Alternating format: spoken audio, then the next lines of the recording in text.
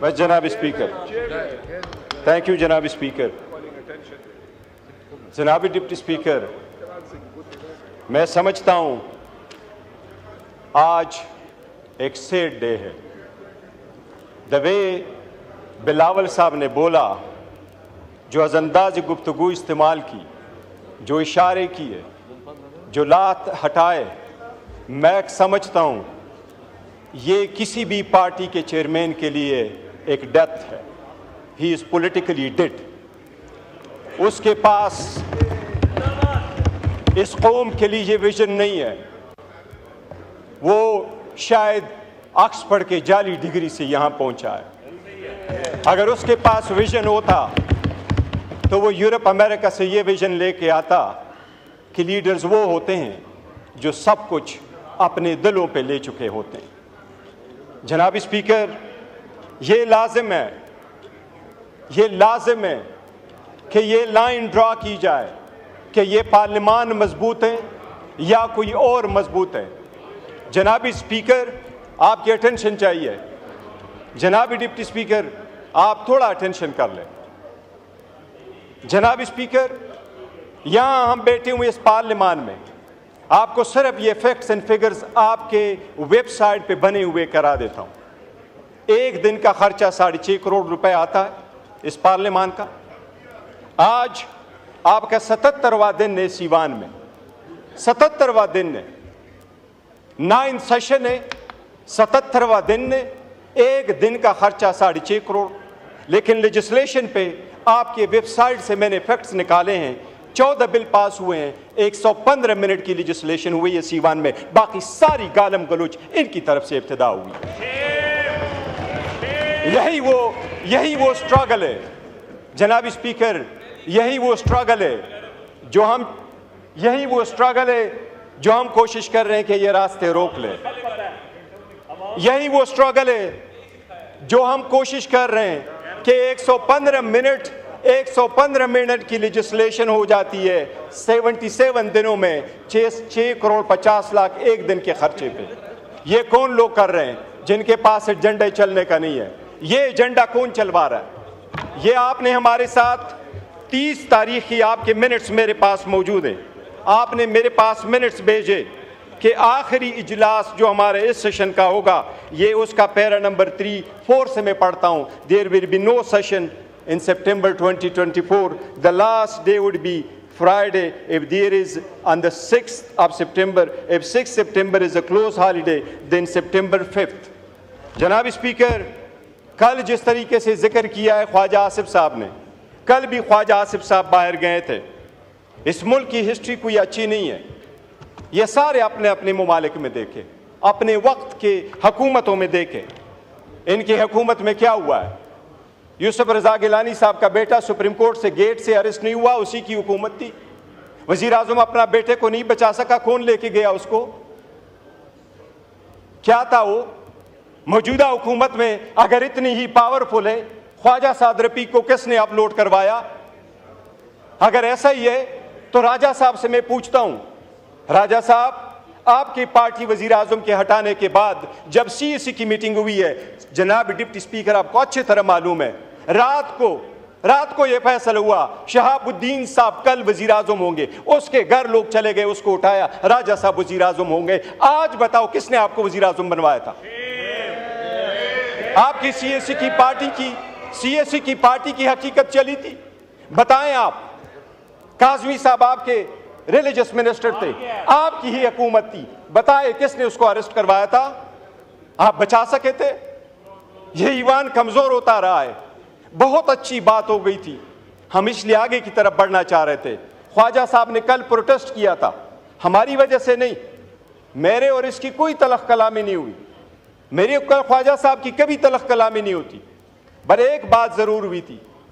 خواجہ صاحب نے کہا، اور میں کبھی نہیں کہتا جس طرح ٹویٹ کی بات ہو رہی ہے، جناب اسپیکر، یہ جو جگہ بیٹھی ہوئی ہیں، ہم بیٹھے ہیں، یہ ہمارا ٹروتھ اینڈ ریکنسیلیشن کمیشن نہیں ہے کہ یہاں ایک دوسری کی سٹل کر دے کہ آپ کتنے برے تھے، میں کتنا اچھا ہوں، آپ نے کتنے لوگوں کو زد و کوب کیا، میں نے کتنے زد و کوب کیا، لیکن یہ بات آپ کو وثوق کے ساتھ کیسا ہو، پوری دنیا کہتی ہے کہ آپ کی حکومت میں سب سے زیادہ ہیومن رائٹس وائلیشن ہوئے. اتنی کرج رکھو کہ یہ مان لو. لیڈر تختدار پہ پہنچتے، آپ نے بھولا نا بھٹو کو، لیڈر تختدار پہ پہنچتے ہیں تاکہ قوم بچے. وہ کہتے ہیں ظلم کے خلاف ہم نے لڑنا ہے. جناب اسپیکر، ہم اگر قربانی نہ دیں، میں تو فرسٹ ٹائم اس اسمبلی میں ہوں، خواجہ صاحب تو میری عمر سے زیادہ اس اسمبلی میں رہے. کیا ہم نے سیکھا ہے، کس طریقے سے آگے بڑھنا ہے؟ خواجہ صاحب کو میں نے یہ لفظ صرف کہا، میں نے کہا خواجہ صاحب اس کمیٹی میں ہم بیٹھے ہیں، یہ تو ہماری ایک پروپوزل تھی. یہ پروپوزل سب سے پہلے تو آپ کے اپوزیشن لیڈر نے بنایا ہے. میں اس بندے کو بڑا داد دیتا ہوں. and I'm so proud of your legacy Umar, so proud of your legacy.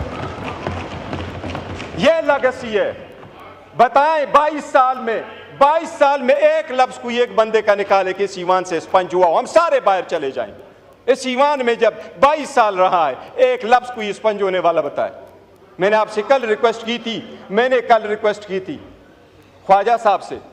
میں نے کہا خواجہ صاحب، ہم بڑے دل کھول کے آپ کے ساتھ بیٹھے ہیں.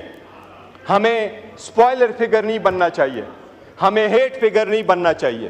ہمیں اب آئسولیٹ کر کے اس میٹر کو ریزالو کرنا چاہیے، ڈفرینسز بھولنے چاہیے. میں نے ان کو یہ گزارش کی کہ ہمارے پولیٹیکل الائنس نہیں ہے، ہمارے پولیٹیکل ڈفرینسز کبھی ایک نہیں ہو جائیں گے. وی and you could never ever be the same on the same page ever in life, but that doesn't mean we cannot resolve the conflict. We got to move forward. میں نے ان کو یہ کہا کہ خواجہ صاحب، سب سے پہلے نیلسن منڈیلا کا میں نے ان کو مثال دی. میں نے کہا نیلسن منڈیلا اپارتھائڈ کے بعد آیا تو اس نے سب سے پہلا کام جو کیا، اپنی بیوی کو ڈیورس کیا. لوگوں نے اس سے پوچھا کہ 14 سال جیل میں رہے، بیوی آپ کے پاس آتی رہی، واپس آئے ہو، گورنمنٹ میں جا رہے ہو تو بیوی کو ڈیورس کر رہے ہو. اس نے اس کا جواب یہ دیا کہ میں اس لیے کر رہا ہوں کہ اپارتھائڈ پہ میں نے پتھر رکھنا ہے، میں نے آگے بڑھنا ہے، میں نے کالوں سے گوروں سے انتقام نہیں لینا، لیکن میری بیوی کے دل میں آگے گوروں کے خلاف میں نے یا بیوی رکھنا ہے یا اپنے عوام کو لینا ہے. میں لیڈر ہوں، میں اپنی بیوی کی قربانی دوں گا، پر میں عوام کے ساتھ کھڑا ہوں گا. میں نے کہا خواجہ صاحب، اگر آپ کا اتنا دل نہیں ہے کہ منسٹر ہوتے ہوئے آپ ہمارے گریوینسز نہیں سن سکتے، اس وقت گریوینسز ہمارے ہیں. میں نے کے نام لے کر کے کہا کہ یہ 5 مہینے ہمارے مسنگ ہیں، ان کی فیملی ممبرز کے ساتھ کیا ہو رہا ہے. یہ اگر آپ نہیں ہو سکتے تو میں نے کہا خواجہ صاحب، ہماری بڑی کوشش ہے، ہم چاہتے ہیں کہ آپ سیٹ پہ رہیں، لیکن پھر آپ کا استحقاق ہے، بے شک آپ اسپیکر کو کہیں آپ یہ نہ رہیں. جناب اسپیکر، 2 دن ہم آگے جاتے ہیں، ایک سٹیپ آگے جاتے ہیں، کوئی نہ کوئی پیچھے آ جاتا ہے اور یہ 4 سٹیپ بیک ہم چلے جاتے ہیں. اسی وجہ سے کیا ہو جائے گا، یہ ایوان نہیں چل پائے گا، یہ قوم سفر ہو جائے گی، یہ ڈیموکریسی ختم ہو جائے گی، یہ سپیس آپ کا کوئی اور لے جائے گا، یہ غیر سیاسی قوتیں آپ کی لے جائے گی، یہ انتہا پسند قوتیں آپ کی آ جائے گی. یہ جس کو آپ کہتے ہیں آئسولیٹ کرتے ہیں، اچھی طرح دیکھ لے کیا پوری دنیا اس بات کی گواہی نہیں دے رہی کہ پاکستان تحریک انصاف اس وقت 70% عوام کی سپورٹ ہے.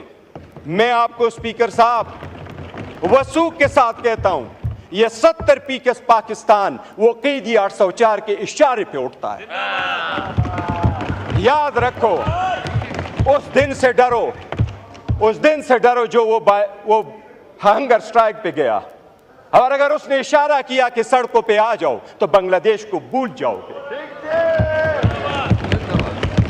پر وہی ہے اور ہم یہی چاہتے ہیں کہ ماضی کو بھول جاؤ. پاکستان کو روانڈا نہیں بنانا، پاکستان کو نہیں روانڈا ہم نے بنانا، پاکستان کو بہتر کرنا ہے. خدا کے لیے یہ ایوان میں بیٹھ کر کے یہ جو ہم پڑھتے ہیں نا، یہ آئین کی اوت جب اٹھاتے ہیں تو ہم کہتے ہیں کہ اپنے پرسنل انٹرسٹ کو ہم سیکریفائز کریں گے قوم کی. یہ پاور اقتدار آنی جانی چیز ہے، یہ قوم کی امانت ہے. پاور آئے تو اس کا مطلب یہ نہیں ہے کہ ہم لوگوں کو زیر کریں. کبھی یہ کوشش نہ کرے کہ ان میں سے کون جیتتا کون ہارتا ہے. ہمارے ہار اور جیت میں یہ پارلیمان ہار جائے گا، ہم ادھر کے ادھر رہ جائیں گے. جناب deputy speaker, it is time है कि कॉमन सेंस प्रिवेल करे। अगर कोई केस कोर्ट में मौजूद है, मैं खान के किस किस केस को उठा दूँ? साइफर का उठाऊँ, इद्दत का उठाऊँ, तो शहाना का उठाऊँ, फिर आप लोगों का उठाऊँ। ख्वाजा साहब 2013 में सुप्रीम कोर्ट के ऑर्डर के मुताबिक आपके केस में 45,000 वोट बोगस नहीं थे। वो आपके वोट क्यों बोगस थे? मैं डिमांड नहीं करता। क्या हाई कोर्ट के 3 जजेस ने आपके खिलाफ इकामे पे डिस्क्वालीफाई नहीं किया? क्या 2018 में आप खुद नहीं कहते कि मैंने फ़ोन किया और मुझे जितवाया गया? 2024 आया। आज का आपके पास इलेक्शन कमीशन का वेरीफाइड लिस्ट नहीं है। ख्वाजा साहब, मेरी सबसे दरख्वास्त है, पहले मैं अपने फिर आपसे, अगर हमने यहाँ अपनी आवाम की नुमाइंदगी करनी है तो भूल जाए हम में से कौन अच्छा है। जिन्होंने पारसाई के दावे करने हैं वो अपने तरफ सारे दो करते। हमारे खानों में ये हम जो चाहते हैं बेहतर, हम ये चाहते हैं कि जो जनाब स्पीकर, आज मेरा एक अच्छा प्रोग्रेस हुआ है हमारी कमेटी में, एक अल्हम्दुलिल्लाह सब कमेटी बनी है। वो कमेटी में हम जाके प्रिविलेजेस और इम्यूनिटीज़ पे बात कर रहे हैं। मैंने सारी बातें की, मैंने उनको कहा स्पीकर साहब, मैंने ये जिक्र किया, कहा ये कि इम्यूनिटी के लिए रखो MPA MNAs के लिए कि 15 दिन पहले अरेस्ट नहीं होंगे, 15 दिन बाद अरेस्ट नहीं होंगे। मैंने कहा हमें VIP कल्चर नहीं चाहिए, हमें अरेस्ट करते जब चाहे अरेस्ट करें, हम VIP कल्चर नहीं चाहते। हम डिग्निटी और रिस्पेक्ट के लिए बैठे, VIP कल्चर के लिए नहीं बैठे। हमें स्पेशली ना खड़ा करो कि आपको VIP पास इशू, आप एयरपोर्ट में चले जाओ। हम क्यों में खड़े होंगे अमेरिकन की तरह? हम जाएंगे, ब्रिटिश की तरह हम सारे जाएंगे। जनाब स्पीकर, एक नई शुरुआत की ज़रूरत होगी अगर मुल्क को बचाना है। अगर हमने किसी थर्ड फोर्स को ये पावर नहीं देना तो एक स्टेप बैक भी जाना पड़े तो हमें जाना होगा। हमने करना अगर है तो मैं ख्वाजा साहब बस इनफ, हम चाहते यही है कि डिफरेंसेस रिजॉल्व करें। अगर एक दूसरे को ये दिखाएंगे कि किसका कितना रोल था तो हमरी कभी कभी लफ्ज़ इस्तेमाल नहीं करता वो हमाम का, लेकिन इसमें किसी की हालत अच्छी नहीं है। ये सबसे बड़ी कर्ज हो कि घर से इब्तिदा कर लें और आवाम के पास वो छोड़ दो कि वो क्या करे। इसका सारा फैसला जो है ना तारीख़ करेगी, पब्लिक हमें जज करेगी, और ये दिन ज़रे गुजर जाते हैं, वक्त आएगा आवाम हमें जज करेगी who is on the right side. शुक्रिया।